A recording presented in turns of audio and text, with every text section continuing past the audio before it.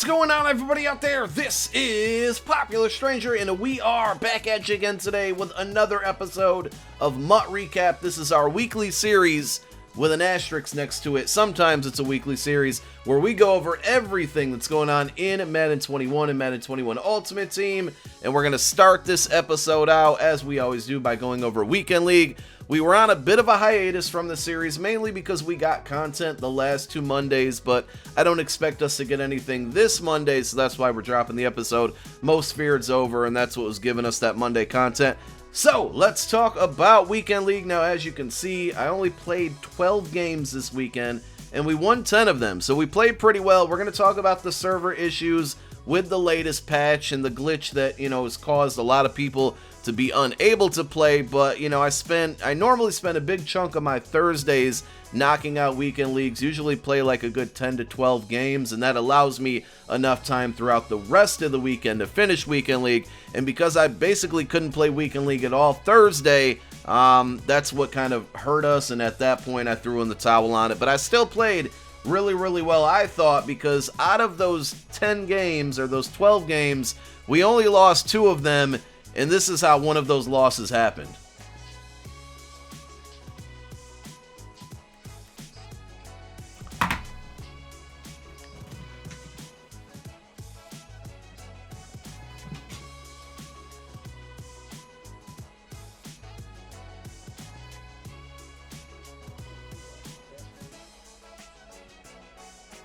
Now again, we're going to talk about the patch and what it changed and did not change as far as the server errors go. But gameplay-wise, we had a very promising patch that came out this week. And one of the major things that was fixed was dropped interceptions. And I know I look at that clip I just showed you, you look at it yourself and say, well, that patch didn't change anything. And I'll be honest, dropped interceptions are actually feeling better. I think the problem is EA said, you're not going to drop interceptions anymore, but guess what? You ain't going to catch them either. I've gotten just egged on so many, aggressive catched on so many times this weekend, it's just borderline ridiculous. So, dropped interceptions, when it actually hits my players' hands, they catch it. It's just a matter of, can they even get an animation to try to intercept it? Otherwise, I thought the patch was pretty good. They nerfed QB draw. I barely faced it this weekend, so that's good. Disengage block, blitzing, or disengage pass rushing has been fixed. The dropped interceptions was another one. Overall, the game actually doesn't play too bad since the patch, so I'm not too mad at it. I just think the patch ruined other things. But all in all, good weekend league for me. You guys let me know down below in the comment section. How's the gameplay feeling to you after the patch? Is there anything weird or different that you have noticed since the patch? Anything good, bad, let me know. Did you guys reach a milestone, a career milestone, or a career, best for your weekend league records? Let me know down below in the comment section. So here we go. Let's take a quick look at the top 25. Of course, this is not closed out yet. It's about 9:30 a.m. Eastern time. We got a little less than an hour to play, but we got 6 people who have went 25-0 this weekend. Let's scroll all the way to the bottom. Let's see if it's getting easier to get into the top 100. This is something I have not visited in a couple weeks either, so I don't know if things are changing or not. And it actually looks like it's getting more difficult to get into the top 100. We had saw a couple weeks ago, 19 wins was getting about 20 people in. Now it looks like 20 wins is going to be the bare minimum, because this guy who has 19, there's an hour left. He's definitely going to get bumped out. So it's going against what I thought would happen, whereas I thought you'd start to see more people get in with less wins. I don't know if people are just playing more again. Club series have slowed down. A lot of people eliminated, and we've just moved into just, the top 2 for each club series.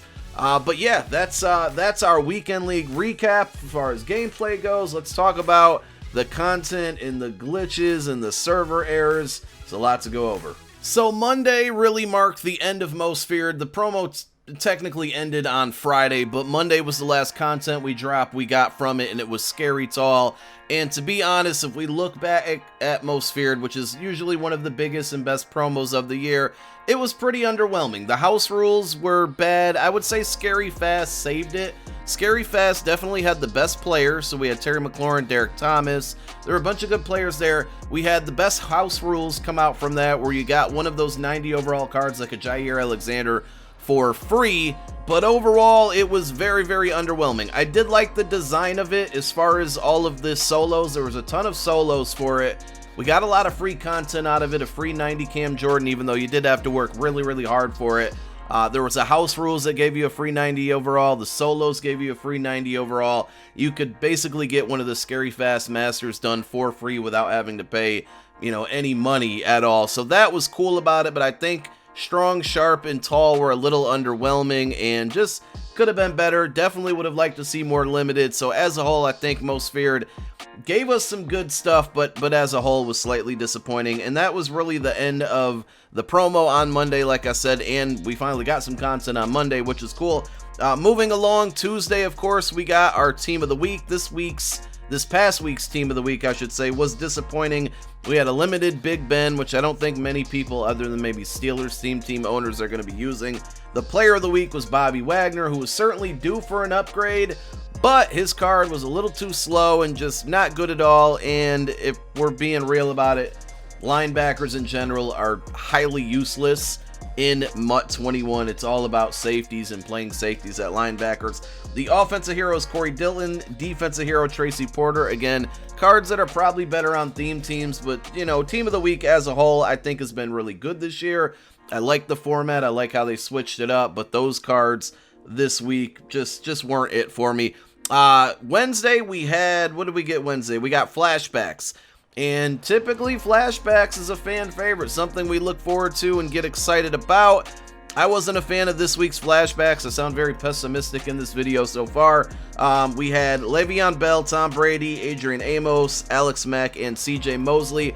Out of all of those cards, I think Amos is really the only good one, and that card actually is really good. So if you're looking for a strong safety, I think he's pretty affordable as well. Adrian Amos, especially if you power him up. Pretty solid card. But flashbacks, again, I think the second cycle of all Wildcard Wednesday cards have been a little disappointing so far. When I say that, I mean the flashbacks, the veterans, and the heavyweights for the second round. The first round of all of them was pretty good. We'll talk about Rising Stars in a moment. Thursday, again, trying not to be so pessimistic and Debbie Downer here, but the limiteds on Thursday weren't great at all. Cooper Kupp, Chandler Jones, just two cards that unless you're rocking a theme team, you're not really, there's not many people are checking for those cards, and they were limited, so the people that are checking for them, they're probably a little bit more hard to find than a regular Cooper Kupp or Chandler Jones isn't going to cost an arm and a leg, whereas people who wanted these cards probably had to pay a little more than they would have liked to and historically have had to for players with their names. Thursday, we also got a gameplay patch, and that was kind of like Doomsday in Madden 21. Something weird happened with the patch where, I'm not a technical expert, but it seems like somehow the data in the patch was like overloading and allowing not people to get on the servers. And I discovered this roughly like 4 p.m., 5 p.m. Eastern time. I could not get on, so I finally reached out to EA and let them know and found out a lot of people were having problems.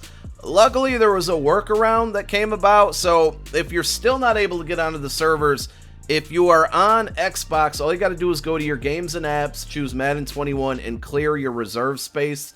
That will fix the issue. If you're on PlayStation 4, you actually have to go in and delete the game and then reinstall it. I know it's a pain, and there's supposed to be an emergency patch coming out, hopefully tomorrow.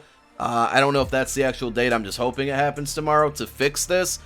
They did put out a little bit of a hot fix that after this hot fix, which was Friday morning, once you do one of those things, clear the reserve space or re-download the game, then you don't have to do that again, because from Thursday night to like early Friday morning, anytime you closed out of the app, you would have to re-download the whole game or clear your reserve space. So it was good that there was a workaround and that they made the workaround possible to where you don't have to keep doing it. But all in all, just a big fail by EA, to be honest. The gameplay itself, I talked about it in the beginning of this video, I feel is pretty good after the patch. There's a little bit of input button lag. It was something I forgot to mention. But all in all, the patch just messed up the servers, and everybody who plays this game isn't watching my videos or watching videos on YouTube or on Twitter or watching on Twitch. I was really surprised and not surprised at the same time how many people were coming into my streams over the weekend, Saturday and Sunday night, still not being able to get into the servers, and they had no idea why. So I tried my best to educate all of my viewers about the workaround, and hopefully you guys did it so you could play the game this weekend. But, you know, you just wonder what's going on sometimes with the QA team at EA when it comes to these patches and these bugs that happen. Once a new fix comes out, it breaks something else, and this time it's the servers that prevented a lot of people to play. I obviously talked about myself not being able to finish Weekend League just due to time constraints. It was disappointing to see that they didn't adjust Weekend League records or rewards, or maybe just say, hey, all you needed is 10 wins and you get, you know, the best prize out there, excluding the top 100. They should have done something, some type of make right, not really like free packs, but lowered the requirements for Weekend League, or said if you played X number of games in Weekend League, you get this prize for playing because we messed up.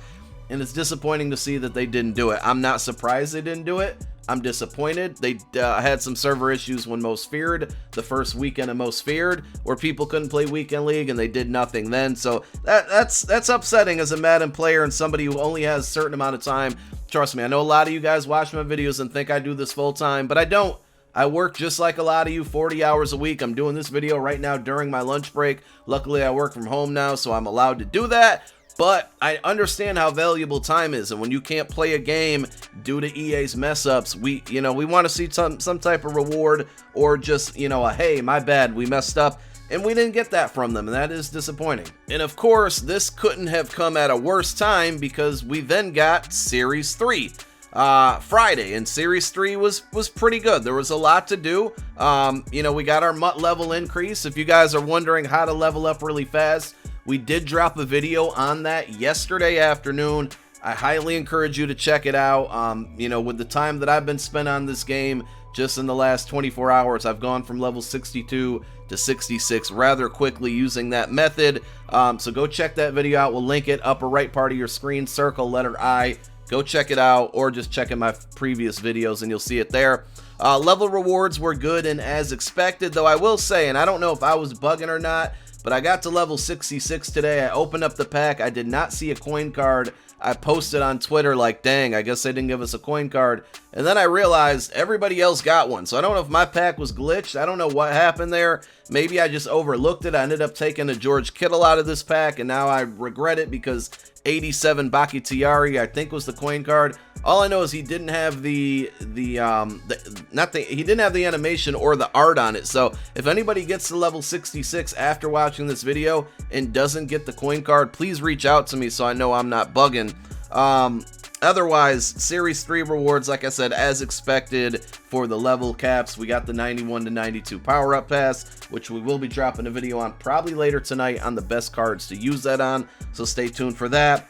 We got all our upgrades on MUT Master and Level Master and Coach Madden, all the stuff you expect.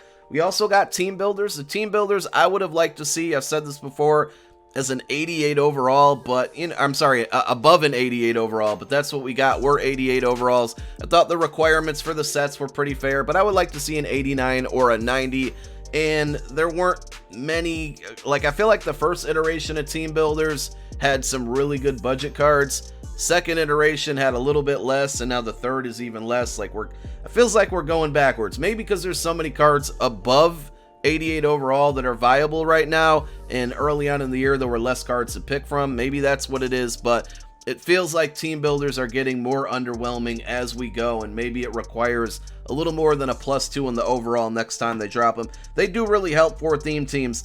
No competitive master with Series 3. That was a little disappointing. But what happened Friday and moving into the entire weekend was a big market crash.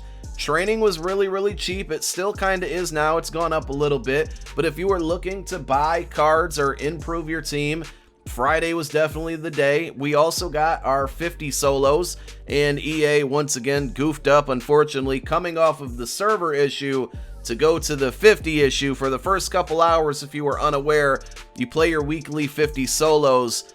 We got all the way to, what was it, tier 8, which gives you a free 50 overall card, not 50 overall card, a free full 50 card, which would be anywhere from a 91 to a 93. We got our first week of 93s, and a lot of people weren't sure if this would be a fantasy pack where you get to choose the card of your choice. It was, and I think that's why this Friday's 50 cards were a little underwhelming. We got Antonio Gates, Anthony Barr, and Jonathan Ogden.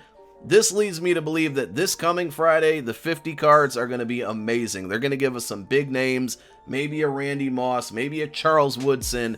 I predict this Friday, the 50 is going to be fire. But this past week, I'm happy we got our free card. EA messed up with the pack being broken for a little while and eventually fixed it.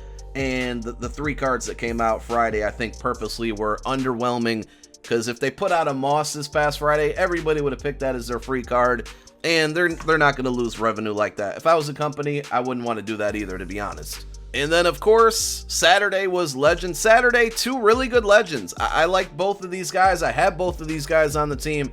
Ronnie Lott, Steve McNair.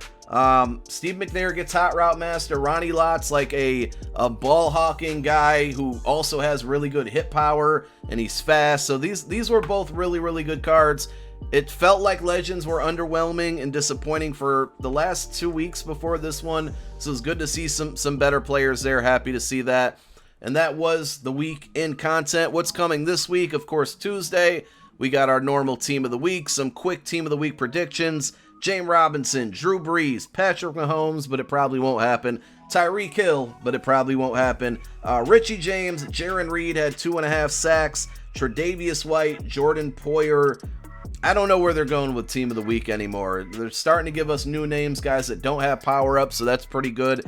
Some of the guys who had the best performances this week are probably slated for other promos, so we'll have to wait and see what they do. Definitely like Tyreek Hill, Patrick Mahomes are due for upgrades. That would be Tuesday. Wednesday should be Rising Stars for Wildcard Wednesday. Thursday, of course, we'll get the Limiteds. And then Friday is the big question. Will we get a big content drop? We know that the holiday promo, the Thanksgiving promo, which is going to be called Autumn Blast, is coming. We don't know exactly when. I wouldn't expect it this Friday. I think that's a little too soon. I also don't think we see a big promo between Most Feared, which is past, and the Thanksgiving promo, which is upcoming. Friday could be a good day for either rival solos or team standouts. I'm going to guess it's rivals, if anything, but I wouldn't expect too much content like big this Friday, unfortunately. Saturday, of course, we're going to get Legends, and how could I forget Friday? We're going to get the 50 as well. I just wouldn't expect a big promo, but I think big names for the 50 on Friday, rivals, and then Saturday Legends. And that really wraps it up. We'll take a quick look at my team. We're still sitting at a 93. Got some other upgrades to make. Trying to figure out who I'm going to use this power-up pass on when we get to level 70. So we got some decisions to make there. And again, we'll have that video soon. Card art not loading for me, but here is our team. We added the Steve McNair, like I said. Stephon Diggs is a new pickup. Harold Carmichael's a new pickup. Don't really like that card. I'm going to use him for my Eagles theme team eventually, but I think he's almost too tall for the game. He gets weird animations. His routes don't seem smooth. He doesn't seem as fast as he should be with 94 speed, I think I have him as. But here's the offense. Again, we played really good in Weekend League, so the team is come together nicely. We picked up Ronnie Lott. We used one of our new power-up passes on Denzel Ward. Otherwise, I don't think the defense has changed too much.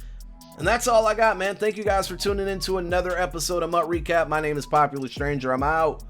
Peace.